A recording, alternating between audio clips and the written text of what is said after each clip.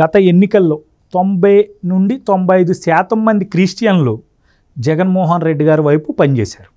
దానికి జగన్మోహన్ రెడ్డి గారు అనేక ప్రణాళికలు రచించుకున్నారు. బ్రదర్ అనిల్ గారు సొంత పార్టీ నుండి అంటే ప్రతినిధిగా ఉంటూ ఆయన మొత్తం అన్ని దగ్గర నుండి చూసుకున్నాడు. జగన్మోహన్ రెడ్డి గారి గెలుపు కోసం ఏం చేయాలో అన్నీ చేశారు అందరూ కలిసి. అయితే క్రిస్టియన్ సమాజం కూడా మొత్తం అందరూ గుంపగుత్తుగానే వెళ్ళి 90-95% దాకా జగన్మోహన్ రెడ్డి గారికే ఓటేయడం జరిగింది. మరి ఇప్పుడు క్రిస్టియన్ సమాజానికి జగన్మోహన్ రెడ్డి ఏం చేశాడు అన్నదే ఇప్పుడు ప్రశ్న.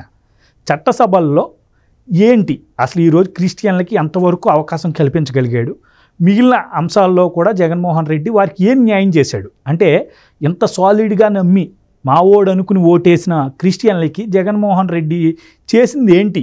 ఇప్పుడు మీరు క్రిస్టియన్ లీడర్గా ఉన్నారు, ప్రొఫెసర్గా ఉన్నారు, ఎడ్యుకేటెడ్ బ్యాక్గ్రౌండ్ మీది. సో మీలాంటి వ్యక్తులు ఇలా ఆలోచిస్తారు కదా, కొంతమందికి చెప్పినా అర్థం కాదు. కాబట్టి మీలాంటి వ్యక్తులు ఏం గ్రహించారు, నిజంగా జగన్మోహన్ రెడ్డి న్యాయం చేశాడా, ఏమంటారు? ఆంధ్ర రాష్ట్రంలో క్రైస్తవ సమాజానికి ఘోరమైన అన్యాయం జరిగింది జగన్ గారి పాలనలో. క్రైస్తవ సమాజంలో అయితే క్రైస్తవులు ఆంధ్రప్రదేశ్లో దాదాపు 25% ఉంటారు, 1 కోటి పైనే ఉంటారు. సో ఈ 25% ఉన్న క్రైస్తవులు జగన్ గారిని మావోడు ఓన్ చేసుకుని 95% కాదండి 98% ఓట్లేశారు. 98% ఓట్లేశారు మావోడు అనుకుని. గంపకొత్తగా రెడ్లు కూడా అంత ఓటేయరేమో నాకు తెలిసి 70% వేసి ఉంటారు. సో అలాంటి క్రైస్తవ సమాజానికి ఘోరమైన అన్యాయం చేశారు ఆయన. విశ్వసనీయత అని చెప్పే మన ముఖ్యమంత్రి గారు మరి క్రైస్తవుల పట్ల విశ్వసనీయత ఏంటి, ఏమైంది? చట్టసభలు అన్నారు, చట్టసభల్లో తీసుకుందాం. చట్టసభల్లో 48 ఎమ్మెల్సీలు ఉంటాయి, 50 ఉంటాయి, మిగతా టీచర్ కాన్స్టిట్యుయెన్సీ గ్రాడ్యుయేట్ అయిపోగా 48 ఉంటాయి. 48లో ఒక్కటి కూడా క్రైస్తవులకు ఇవ్వలేదు. తర్వాత రాజ్యసభలో 11 ఉంటాయి, రాజ్యసభలో కూడా నామినేటెడ్ ఎంపీలు ఒక్కటి కూడా క్రైస్తవులకు ఇవ్వలేదు. ఆ 11 రాజ్యసభ ఎంపీల్లో 5 రెడ్లు ఉన్నారు. మరి ఇప్పుడు ఆయన చెప్పుతూ నా బీసీలు, నా ఎస్సీలు, నా ఎస్టీలు, మైనారిటీలు అని చెప్తుంటారు. మరి మైనారిటీలో ఈ క్రైస్తవ సమాజం, ఆయన కూడా క్రైస్తవ సమాజం నుంచే వచ్చాడు అంటారు, వాళ్ళ ఫ్యామిలీ క్రైస్తవ. మరి ఈయన క్రైస్తవుడో కాదో నాకు తెలియదు, కానీ ఆయన ఎప్పుడు చెప్పుకోలేదు కానీ నేను క్రైస్తవుడినని. సో మరి ఆ సొంత మతానికి మరి ఏం న్యాయం చేశాడు? ఒక చట్టసభల్లో ఒక్కటంటే ఒక్కటే ఇచ్చాడా? గత ప్రభుత్వం చూసుకుంటే ఏది చంద్రబాబు గారు ప్రభుత్వం నామినేటెడ్ ఎమ్మెల్యే ఒకటి ఇచ్చారు క్రైస్తవ సమాజానికి చట్టసభల్లో మా సమస్యలు ప్రభుత్వం దృష్టికి తీసుకెళ్ళడానికి. అలాగే మనం పక్కన ఉన్న రాష్ట్రం తెలంగాణ రాష్ట్రంలో కేసీఆర్ ప్రభుత్వంలో, ఈ ప్రభుత్వం అంటే కొత్తగా వచ్చింది, కేసీఆర్ ప్రభుత్వంలో కూడా 2 టర్మ్లు ఆయన ముఖ్యమంత్రిగా ఉన్నప్పుడు 2 టర్మ్లో ఒక ఎమ్మెల్సీ ఇచ్చాడు ఆయన క్రైస్తవ సమాజానికి, చిన్న రాష్ట్రంలో. ఓకే. మరి జగన్ గారు ఒక్కటంటే కూడా 25% ఉన్నాం మేము రాష్ట్రంలో. పోను 1-2% కాదు, ఆ సెన్సస్ అనవసరం మీకు కదా. సో అది ఒక అన్యాయం. అయితే ఇంకొక అన్యాయం జగన్ గారు చేసింది ఏంటంటే అటు ఒక వర్గానికి ఇచ్చి అది క్రిస్టియన్ మైనారిటీకి ఇచ్చినట్టు చెప్తున్నారు. అంటే నేను ఒకసారి 18 ఎమ్మెల్సీలు ఇచ్చారు జగన్ గారు ఫిలప్ చేస్తూ, దాంట్లో 14 ఎస్సీ, ఎస్టీ, బీసీ, మైనారిటీకి ఇచ్చానన్నాడు ఆయన. మీరు వీడియోలో చూస్తారు. సో నేను మైనారిటీ ఎవరబ్బా అని లిస్టు చూస్తే 14 లిస్టు ముస్లిమ్స్ అంటే పేరుతోనే మనకు ఐడెంటిఫై అవుతారు. ముస్లిం పేర్స్ లేవు, 2 పేర్లు క్రిస్టియన్ పేర్లు ఉన్నాయి.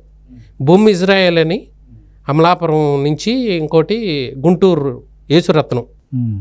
ఆ పేర్లు చూస్తే ఓకే వీళ్ళు క్రిస్టియన్స్ ఏమో అనుకుని పక్కన చూస్తే బొమ్మి ఇజ్రాయెల్ ఎస్సీ మాదిగ సామాజిక వర్గం, ఈయన యేసురత్నం గారేమో వడ్డెరా. పోనీ వాళ్ళన్నా క్రిస్టియన్ రిప్రజెంటేటివ్స్ పోనీ ఏదో కులంలో ఇచ్చారు పోనీ అనుకుందాం, వీళ్ళు ఏమన్నా క్రైస్తవ సమాజానికి చేశారంటే వాళ్ళ స్పీచ్లో వాళ్ళు చెప్తూ బొమ్మి ఇజ్రాయెల్ నా మాదిగ జాతి చేత ఓట్లు వేపిస్తాను అన్నాడు. అంటే ఈ పొజిషన్లు ఇచ్చేది కూడా సమాజానికి సేవ చేయడానికి కాదు, వీళ్ళు ఇచ్చేది అంటే మిమ్మల్ని గౌరవించడానికి కాదు, మనల్ని గౌరవించడం కాదండి. ఇది ఈ పోస్టులన్నీ సమాజానికి ఇప్పుడు వాళ్ళు ఎస్సీ వర్గం నుంచి ఇస్తే ఎస్సీ సామాజిక వర్గానికి వాళ్ళకి సేవ చేయాలి, క్రిస్టియన్ కమ్యూనిటీ ఇస్తే పోనీ క్రైస్తవ సమాజానికి సేవ చేయాలి. సేవ చేయడానికి కదా ప్రజాప్రతినిధులు, ప్రజా సేవకులు కదా వీళ్ళ పేరు, ఓట్లు వేయడానికి పొజిషన్స్. ఆయన నా మాదిగా ఉపకులాల చేత నేను ఓట్లు వేయించి మళ్ళీ గెలిపిస్తానంటాడు ఆయన. ఆయన స్పీచ్లో. ఆయన ఎక్కడ క్రైస్తవ సమాజం పేరెత్తలేదు. ఈయన అనుకుంటా ద్వారంపూడి చంద్రశేఖర్ రెడ్డి అనుకుంటా కదా, ఇటీవల కాలంలో మన క్రిస్టియన్ మనవాడిని గెలిపించుకోవాలని ఒక సమావేశంలో, క్రిస్టియన్ సమావేశంలో మాట్లాడాడు. పాస్టల్ సమావేశం అంటే తెలివిగా ఆ రోజు పాస్టల్ సమావేశం పెట్టి మరి ఎలాంటి ప్రచారం జరుగుతుంది, జగన్మోహన్ రెడ్డి క్రిస్టియన్ అని చెప్తున్నాడుగా. అంటే జగన్మోహన్ రెడ్డి క్రిస్టియన్ అయితే పర్వాలేదు, ఆయన మీ సమాజానికి ఏం చేయకపోయినా పర్లేదు అంటారా? మాకు ఇప్పుడు సీఎం అనేవాడు, ఇప్పుడు మనకి ఎన్ని కులాలు ఉన్నాయి, ఎన్ని మతాలు ఉన్నాయి, ఇప్పుడు ఎవరి కాళ్ళకే మనం కావాలంటే అది పాజిబుల్లా? ఎవరున్నా కానీ ఆ సీఎం స్థానంలో అన్ని వర్గాలని సమానంగా చూడాలి కదా. ఆయనది ఏదో ఒక మతం అయి ఉండొచ్చు, మతం వ్యక్తిగతం, అవును, క్రిస్టియన్ అవ్వచ్చు, లేకపోతే హిందూ అవ్వచ్చు, ముస్లిం అవ్వచ్చు, కానీ అన్ని వర్గాలని సమానంగా చూడాలి ఇక్కడ కదా. ఆయన ఎప్పుడు చెప్పుకోలేదు, జగన్ గారు ఎప్పుడు నేను క్రైస్తవుడిని అని చెప్పుకోలేదు. వీళ్ళు అలాగ ఓట్ల కోసం ఇలా చెప్తున్నారు, మీ ఓడే. పాస్టర్ల దగ్గరకు వచ్చి మీ ఓడే అంటారు, రెడ్డిల దగ్గరకు వచ్చి మీ ఓడే అంటారు, ఇలాగ ఓట్ల కోసం. ఆయన సరే మనం అనుకున్నది కొంచెం చెయ్యాలి, ఇప్పుడు వాళ్ళ వచ్చిన నియోజకవర్గానికి లేకపోతే వాళ్ళ మతానికి మొత్తం అన్యాయం. ఇప్పుడు నేను ప్రిన్సిపాల్గా చేశానండి, నేను ప్రిన్సిపాల్గా చేసినప్పుడు నేను క్రైస్తవుడిని. క్రైస్తవులకి ఒకవేళ అలాంటి టాపిక్ వస్తుందేమో అని, లేకపోతే ఫేవరిజం చూపిస్తున్నాడు అనుకుంటారని 0.5 మార్క్ తక్కువ చేస్తాను, అంటే తగ్గిస్తాను అంతే, కానీ 0 అయింది కదా, అన్యాయం చేయను కదా క్రైస్తవులకి. కానీ జగన్మోహన్ రెడ్డి గారి టైంలో మాకు 0 లాగా అయింది. 2% చేశాడండి ఆయన. ఇప్పుడు ఆయన మేనిఫెస్టోని భగవద్గీత, బైబిల్, ఖురాన్ అన్నాడు కదా, అన్నీ చేసేసామన్నాడు కదా. సరే నేను కమ్యూనిటీ లీడర్, నేను ఎమ్మెల్యే ఎంపీ కాదు, లేకపోతే నేను చిన్న వర్గానికి కాబట్టి ఆ వర్గంలో కంపేర్ చేస్తాను, నేను మిగతాది నేను కంపేర్ చేయను. నా మేనిఫెస్టో క్రైస్తవ సమాజానికి సంబంధించిన మేనిఫెస్టో సంబంధించి నేను చూస్తే దాంట్లో 2% చేశాడండి, ఒకే ఒక పాయింట్ చేశాడు. అవి చదవమంటే కూడా నేను చదివి చెప్తాను, ఏమేం చేయలేదు. ఏం చేశారు కూడా చెప్పండి. ఆ 2% ఏం చేశాడంటే పాస్టర్లకి గౌరవవేతనం అని 5,000 ఇచ్చాడు నెలకి. అది కూడా ఎప్పుడు ఇచ్చాడు? 3.5 సంవత్సరాల తర్వాత. 3.5 సంవత్సరాల తర్వాత కొంతమందికి ఒక 5,000 మందికి, ఓ సంవత్సరం క్రితం, మొన్న సంవత్సరం క్రితం ఇంకో 3,000 మందికి, దాదాపు 8,200 ఎంతో, 8,400 అనుకోండి పోనీ. మొత్తం 70,000 పాస్టర్లు ఉంటారు మాకు రాష్ట్రం మొత్తం మీద. 8,000 అంటే 8% సంథింగ్, నియర్లీ 8%. ఏది ఒక పాయింట్, అది ఒక్క పాయింట్. దానికి కూడా ఎన్ని కష్టపెట్టాడో, పాస్టర్లకి ఎంత కష్టమైందో ప్రొసెస్ అప్లై చేసుకోవడానికి. ఇంకా మిగతా పాయింట్లు, ఈ పాస్టర్లకి ఇళ్ల స్థలాలు ఇస్తానన్నాడు. మరి ఎక్కడ పాస్టర్లకి ఇళ్ల స్థలాలు ఇచ్చినట్టు నేను చూడలేదు. ఇళ్ల స్థలంలో పెద్ద స్కామ్ చేసి భూమి గ్యాప్ చేసి కూడా ఇవ్వలేదండి, మరి తప్పేగా. అవును. ఆ తర్వాత నేను మీకు అది చెప్తాను, ఆయన ఏం చేశాడు అనేది మేనిఫెస్టో చెప్తాను. వైసీపీ మేనిఫెస్టో మొత్తం 2014 నుంచి నా దగ్గర ఉన్నాయి, టీడీపీది ఉంది, అన్నీ ఉన్నాయి, పెట్టుకున్నా నేను. ఒక్క పాయింట్ చేశాడు, మిగతాది ఏది చేయలేదండి. క్రిస్టియన్ మైనారిటీలు. ఫస్ట్ పాయింట్, క్రిస్టియన్ మైనారిటీ చెల్లెమ్మల వివాహానికి వైఎస్ఆర్ కానుకగా 1,00,000 ఇస్తామన్నాడు. 1,00,000 ఇచ్చాడా? ఎంతమందికి ఇచ్చాడో అది కూడా నా దగ్గర ఉంది, ఎంతమందికి ఇచ్చాడు అనేది. అంతకుముందు ప్రభుత్వంలో ఎంత వచ్చింది, ఇప్పుడు ఎంత వచ్చింది అనేది. గత ప్రభుత్వంలో 5,000 మందికి లబ్ధి చేకూరిస్తే ఏది వివాహ కానుక వైకాపా సర్కార్ ఇచ్చింది 199 మందికే. 5,000 మందికి గత ప్రభుత్వంలో. ఈ ప్రభుత్వంలో 199. ఇది ఆయన మేనిఫెస్టోలో పెట్టింది. ఆయన మేనిఫెస్టోలో ఫస్ట్ పాయింట్ ఇదే. ఏది వైఎస్ఆర్సీపీ మేనిఫెస్టోలో. రెండో పాయింట్, పాస్టర్లకు వివాహ రిజిస్ట్రేషన్ లైసెన్స్ పద్ధతిని సులభతరం చేస్తాం అది చెప్పింది. సులభతరం కాదు, కట్ చేసి పడేసాడు. అంతకుముందు వాళ్ళకి ఒకసారి తీసుకుంటే అది లైఫ్ టైం ఉండేది లైసెన్స్, అంటే పెళ్లిళ్ళు చేయడానికి. ఈయన 3 సంవత్సరాలే టెంపరీ, 3 సంవత్సరాలు, మళ్ళీ తర్వాత రెన్యువల్ చేసుకోవాలి. గవర్నమెంట్ పర్మిషన్ ఇవ్వాలా? అంటే పాస్టర్లు పెళ్లిళ్ళు చేయడానికి. ఓకే, పాస్టర్లు పెళ్లిళ్ళు చేయడానికి పర్మిషన్ ఇవ్వాలి. సో ఈయన వచ్చి 3 సంవత్సరాలు కట్ చేశాడు. అంతకుముందు లైఫ్ టైం ఉండేది, లైఫ్ టైం కట్ చేశాడు. ఈయన 3 సంవత్సరాలు తర్వాత మళ్ళీ రెన్యువల్ చేసుకోవాలి. రెన్యువల్ చేసుకోవడానికి డబ్బులైనా కట్టాలా? కట్టాలి. సో అది చేయలేదు, సులభతరం కాదు కదా, కష్టతరం చేశాడు. మూడో పాయింట్, పాస్టర్లకు 5,000 అనేది ఎంతమందికి ఇచ్చాడో ఒక 8,000 మందికి ఇచ్చాడు. హోలీ ల్యాండ్ యాత్రకు వెళ్ళే క్రిస్టియన్స్కి ఆర్థిక సహాయం చేస్తాం. ఇది ఎన్ని ఇచ్చా, అది కూడా ఎప్పుడెప్పుడు మొదలెట్టాడంటే మొన్న 1-2 సంవత్సరాల క్రితమే మొదలెట్టారు. అది ఏది ఏమైనా చేసాడా పోనీ మొదలెట్టాడు ఈ 2 సంవత్సరాల క్రితం మొదలెట్టిన చేసాడు అంటారా? అది కూడా స్కామ్ జరిగింది అంటున్నారు.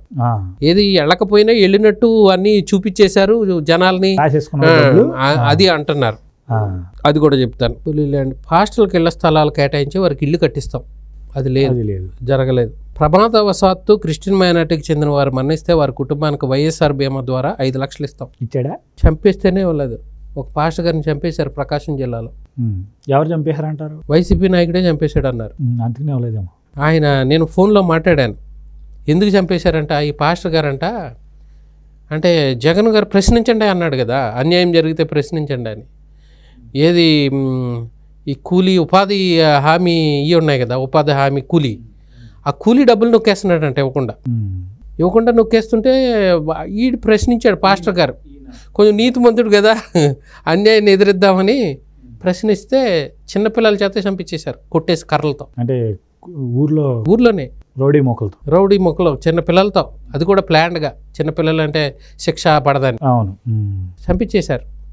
ఒక్క గుర్తుంది, నా దగ్గర ఫోటోలు కూడా ఉన్నాయి. ప్రకాశం జిల్లా, పాత ప్రకాశం జిల్లాలో సిఎస్పురం అని. ఓకే. సో మరి 5 లక్షలు కాదు కదా అసలు. ఒక ఎమ్మెల్యే కూడా వెళ్ళి మాట్లాడలేదంట. వాళ్ళతో మాట్లాడాను, నా కుటుంబం వాళ్ళ పిల్లలతో మాట్లాడాను నేను. సో ఏమీ అమలు కాలేదు. ఒకటి అమలు అయ్యింది, అది కూడా ఎప్పుడు 3.5 సంవత్సరాల తర్వాత, అది కూడా ఒక 8,000 మందికే.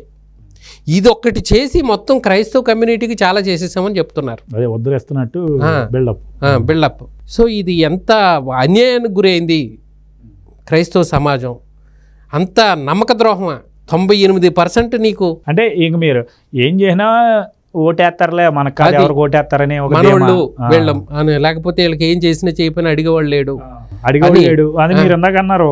ఆయన చనిపోయినప్పుడు మీ పాస్టర్లు అందరూ ఏకమై ఒక పెద్ద ఏదైనా ధర్నా చేస్తుంటే అప్పుడు భయపడేవాడేమో. ఈరోజు ఎవరు ముందుకు రాలే రాజకీయంగా.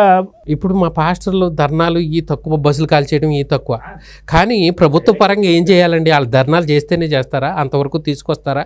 ఎక్కడ అన్యాయం జరుగుతుందో చూసి వాళ్ళకి న్యాయం చేయాలి. కానీ వీళ్ళు బస్సులు కాల్చేస్తాను, ట్రైన్లు కాల్చేస్తాను, శాంతియుతంగా చేయొచ్చులేండి. అంటే శాంతియుతంగా చేశారు, అడ్రస్ చేసిన ఏది మాకు రిప్రజెంటేషన్ ఏది? మాకు ఎవడన్నా చట్టసభల్లో ఉంటే ఆడు తీసుకెళ్తాడు. మేమేమన్నా ముఖ్యమంత్రి దగ్గరికి వెళ్ళగలమా? మంత్రులకే మేము వెళ్ళి అడుగుతుంటే, నేను అడిగాను పర్సనల్గా, మంత్రులకి మాకే 3 నెలలు 4 నెలలు పడుతుందా, నీకెవడిస్తాడు అన్నారు.